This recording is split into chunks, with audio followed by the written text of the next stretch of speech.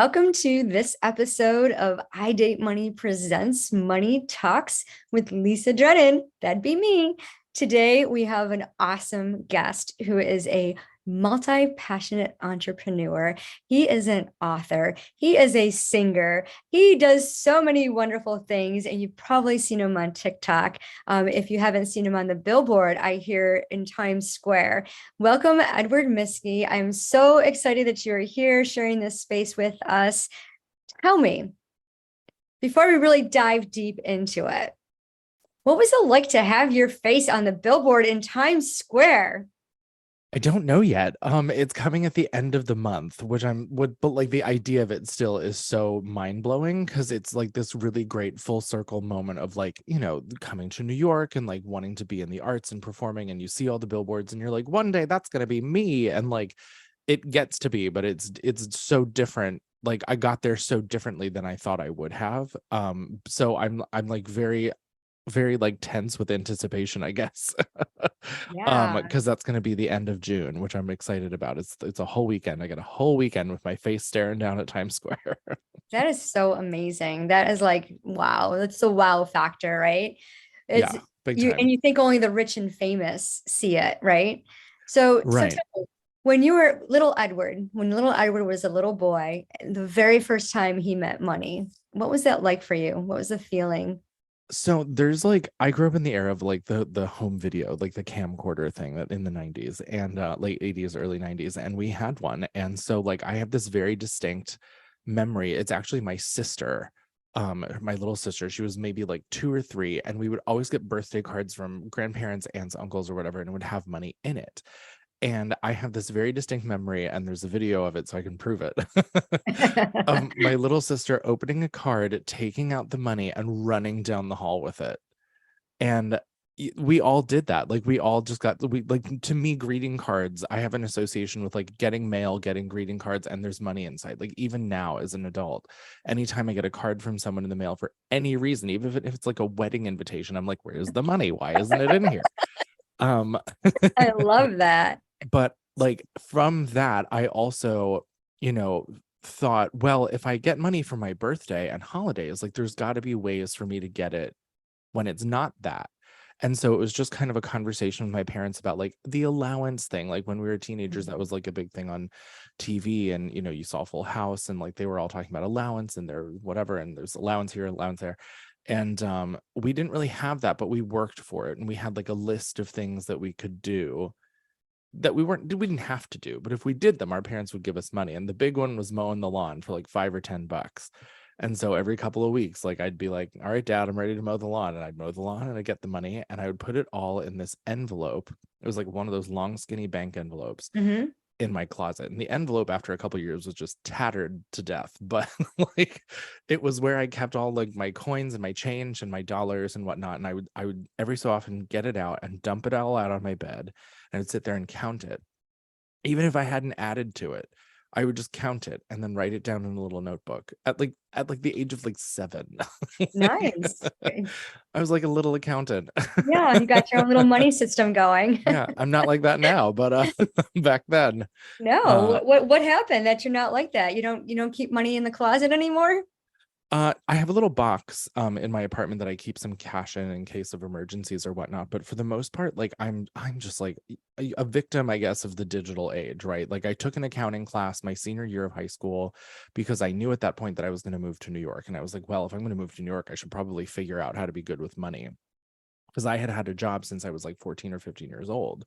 And so, like I wasn't allowed to have a bank account. So I'd have to cash the check and then like, or give it to my mom and she would give me money, or there was some kind of like, transactional thing happening there. Yeah. And then my senior year, I was like moving to New York. So I figured I should figure out money. And I took an accounting class, and it was all like, debits and credits and balancing a checkbook and this and pretty basic stuff, for an 18-year-old.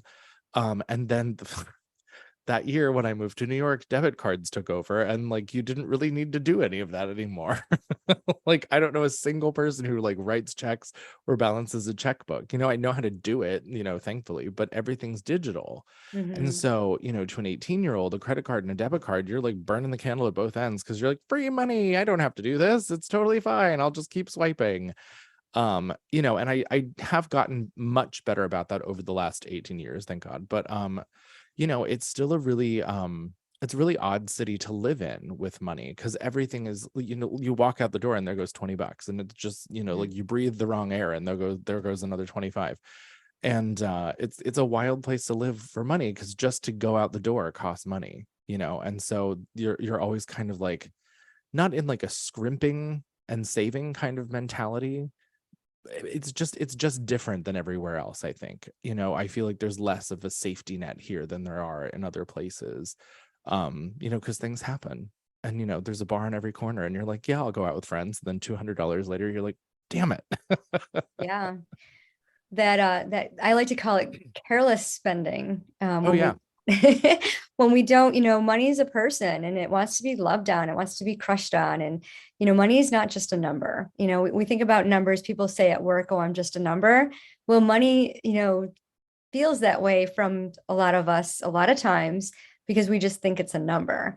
And really, it's energy, right? It's this giving and this receiving, this reciprocal energy of giving and receiving. When you have money, more money comes to the party. And if you think Yep. about money as friends, you want more friends at your party because then you're popular, right? So But when popular. you but when you just carelessly allow it to go somewhere else. I mean, you're dropping 20, $25 here and there. That stuff adds up, right? But somebody else is receiving that money. So, you know, Uber. and you talked about safety. I liked how a lot of people don't feel safe around money. A lot of my clients come to me, they don't even know how much money they make, let alone where it goes. And those debit cards, credit cards, I used to be addicted to credit cards. That's a thing. And we talk about Guilty. addictions, like credit cards, 0%. I played games, got over $100,000 worth of debt because of it. Mhm. And realizing that I was trying to fill a void. It's the same thing with drinking. Like we drink because we're trying to fill this void. We want to, connect with others and make ourselves feel better, right? Because we just want to like dull the pain of whatever it is we're dealing with. But when it comes to finances and you think about it with your relationship of this mindset of it's just, I don't have a safety net. Where does that thought come from that you don't have a safety net? Like where do you think your safety net should be? Or you had said that in other cities there's safety nets. So tell me more about that. I want to dive deeper into that safety net. I mean, okay, so I feel like, at least in my experience in New York, you know, like you're often, especially like as a multi-hyphenate and someone who works in the arts is a totally different conversation as far as like scarcity and money is concerned, because we're so used to hearing like, oh, it's not in the budget. Oh, we don't have the money. Oh, we can't afford to do that. You know, and it's just always something that there isn't money there for you. One year I worked at a theater in Nantucket, and I like negotiated with them as high as I could get them because their original offer was terrible. And it was a show I really wanted to do, and it was a place that I really wanted to be. And so I accepted a lower offer because I was like, all right, fine, it'll be fun. It's cool. But then we got there, and the artistic director, like the first day, was bragging about how their summer budget was like $1.6 million. And I was like, are you kidding me? Like, he just gave me this song and dance about how there was no money. So, like, all of that to say, that's kind of the mentality that everyone that works in the arts is around all the time. And Mhm. so if the culture is that of there is no money, then that trickles down to everyone, where we're just like, well, there's no money, it's fine. And so when you approach something with like, oh, nobody has any money, then it's okay for you to give it away, for you to spend it, to not keep it, to not save it, to not utilize it in like a smart way. And I know that for a good part of my adult life, like that's how I functioned, because everyone around me was like, "Ah, nobody has money." And I was like, you're right. And so then I would just go spend whatever I had. And I was very fortunate and very privileged in a lot of that period of time to have a very inexpensive living situation and a very good job. So like the proportions were good, and I was doing all right for a while. You know, that has since changed, but I have never really felt without a safety net because of that. And because my circumstances have changed, then it's kind of like looking around being like, wait, where did it go? Hang on a minute. However, I have always found that when I was visiting other places long term or working other places long term, it was easier to save. It was easier to kind of squirrel away money, even if I was making less than I would be at my other job. And Mm-hmm. and maybe that's not necessarily true for right now with inflation and everything, but like, a couple years ago when I was on the road all the time, you know, I could easily like go on a contract where I was only making maybe like $5,000 or $6,000 for the whole contract and save at least half. Yeah. So you have it in you to save money. Oh, 100%. Yeah. I know I You're do. just choosing not to. Have you read the book, The Richest Man in Babylon yet? I know you own a copy. No, I do. I do own the copy. I have not read it yet. We're getting there, Lisa. Yeah, just these simple action steps. But that's one of my favorite books. And the reason why I love it, I've been reading it since 1992. It's part of my money multiplier system. And it's so simple, yet we don't do it. And I've read other, business books on finances, and the authors all say the same thing. People will read the book, but never implement the steps. And what is that truly all about? Why aren't we taking the action, especially if it's so simple? So part of the money multiplier system is you take 10% of all of your income and just put it away in a savings account that yields at least a 3.5% interest. Right now, the interest rates are really good on savings. And building up that, emergency fund, I recommend 7 months. And then you always have that safety, that security blanket, and you never have to worry. And like, what defines an emergency? But if you are in between jobs or whatever, there's not that rush. One of my clients just got fired from her 9 to 5. And because she's working with me, she has an awesome testimony on video that I have to get out there. She didn't care that she lost her job, and now she's exploring entrepreneurship because she's multi-passionate, and she has this ability, this free time, and she's young, she's single, she's got all her life ahead of her, right? And it's such a beautiful experience to realize that it doesn't matter. And she has shared that before she started working with me, if she would have lost her job, she would have been a basket case. She would have been worrying like, oh my God, I don't have any money. I don't have an emergency fund. I don't have this. I don't have that. So just simply by saving 10%, in the book, The Richest Man in Babylon, he talks about your gold having babies. When you save that 10%, your money gets to have babies, and they have babies, and then you get to have great, great, great, great grandchildren. So Mhm. just imagine, just by saving 10% of everything you got, everything you received, imagine what that would look like for you, right? Yeah, well, and I think that was kind of like, now that you're talking about it, I'm thinking back. Like, I think that was kind of like accidentally what I was doing before, without knowing, because like I'm like subconsciously running the numbers of like what I was doing back then. And I don't think I was purposefully doing that, but in a way, I guess I kind of was. And yeah, I mean, it totally works.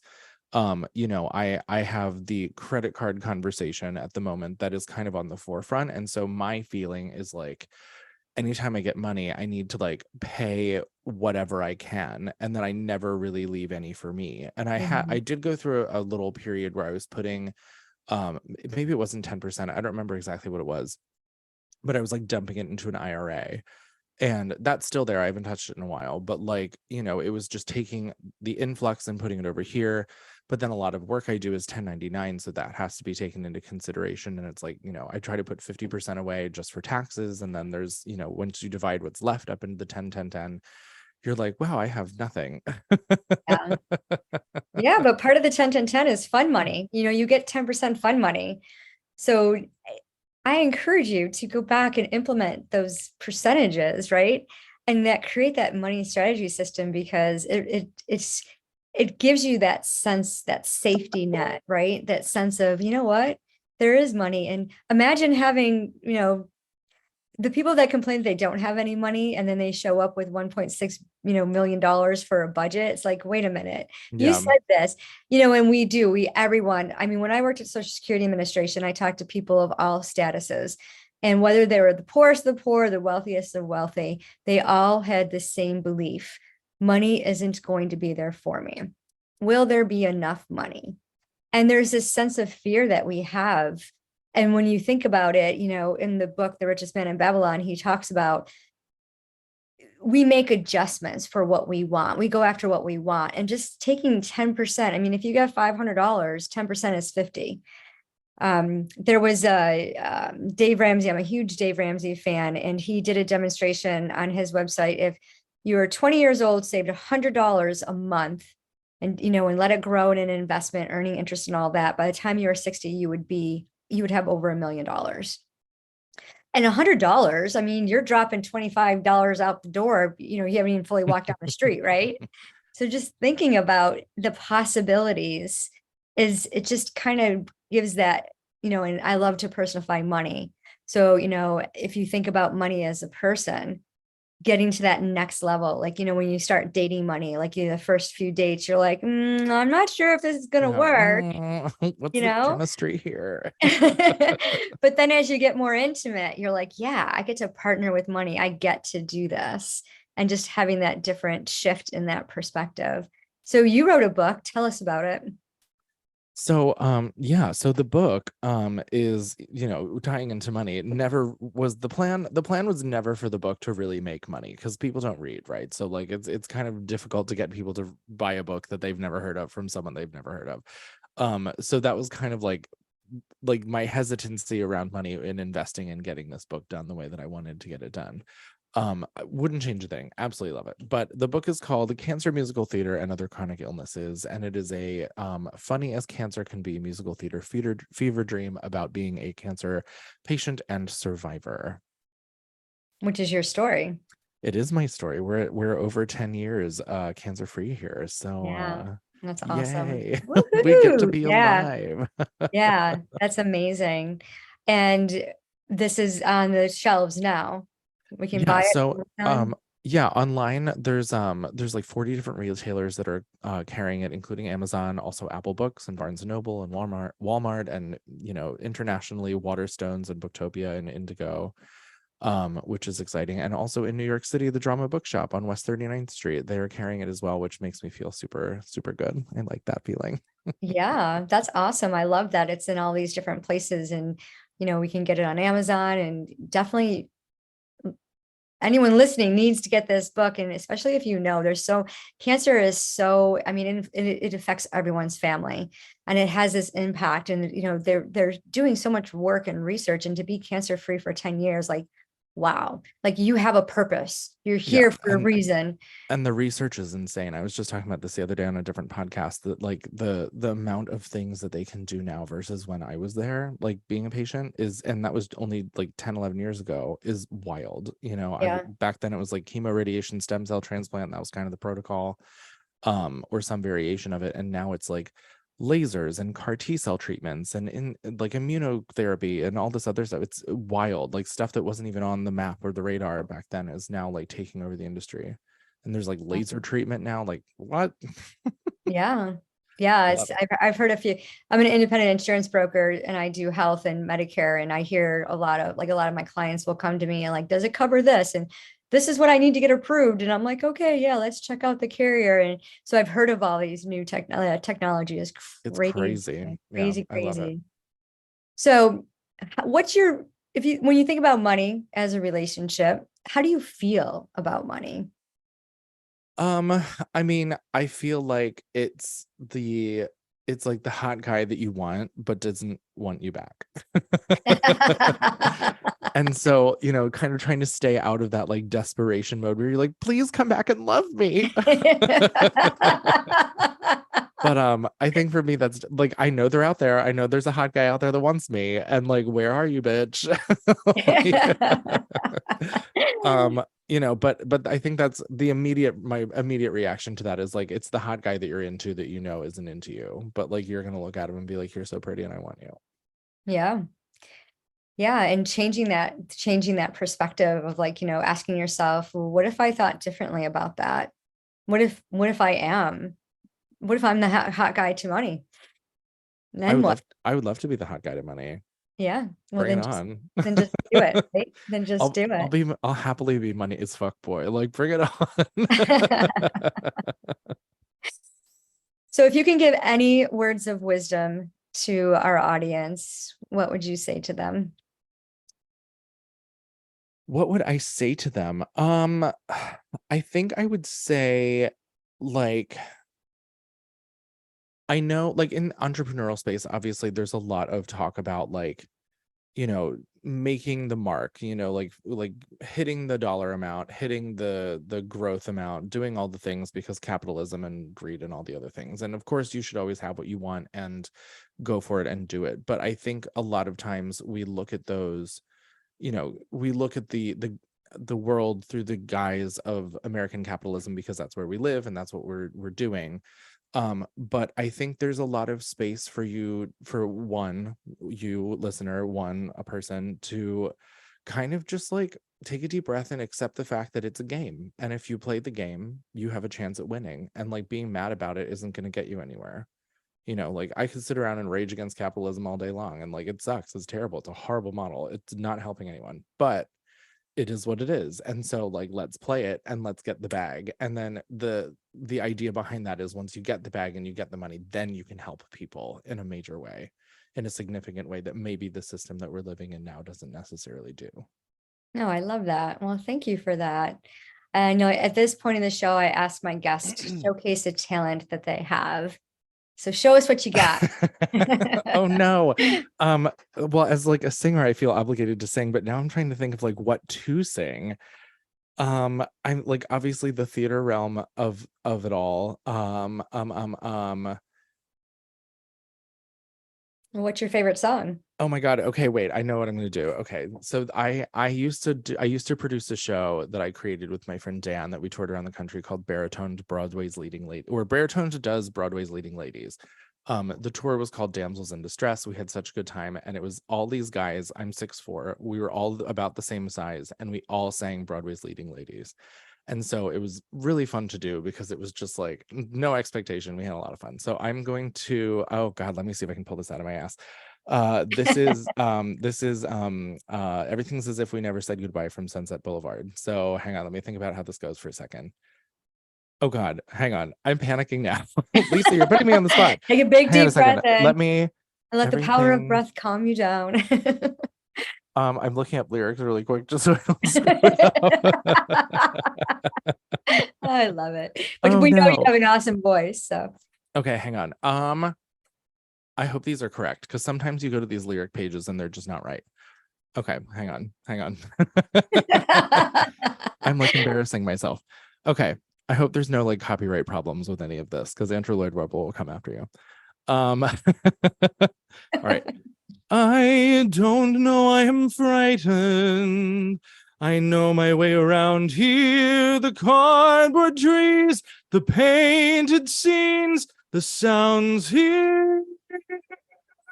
Yes, a world to rediscover, but I'm not in any hurry, and I need a moment. The whispered conversations in overcrowded hallways, the atmosphere as thrilling here as always. Feel the early morning madness, feel the magic in the making. Why, everything's as if we never said goodbye. Beautiful. Beautiful. I haven't sung in so long. I love your voice. Very strong. Well, thank you. Powerful. Amazing. Well, I spent most of my life using it to pay my bills. Hey, when you can tap into your gifts and talents, yeah, more money flows your way, right? And you get to have fun man. doing what you love to do. Yeah. Nothing better than that. Nothing better than that. So tell our audience how they can connect with you. Well, I am on the Facebook, Instagram, TikTok, Twitter, and YouTube at Edward Miskie. Very good. And we'll put those links in the show notes along with a copy of the book so that you can get yourself into that book and read it. Okay. Even though Edward says no one reads books, he's going to read books. Prove me wrong. Prove him wrong. Give him some love about the book. Reach out to him. He's got an amazing TikTok following and does some really great things there. And Go check him out. If you're in New York City, go knock on his door and say hi. Well, maybe don't do that, but but send me a message and I'll meet you somewhere. Yeah. Got to be careful these days, right? Right. Oof. Thank you again for sharing your time and your talent and your story with the audience. And for those of you who are listening, watching, please share the episode.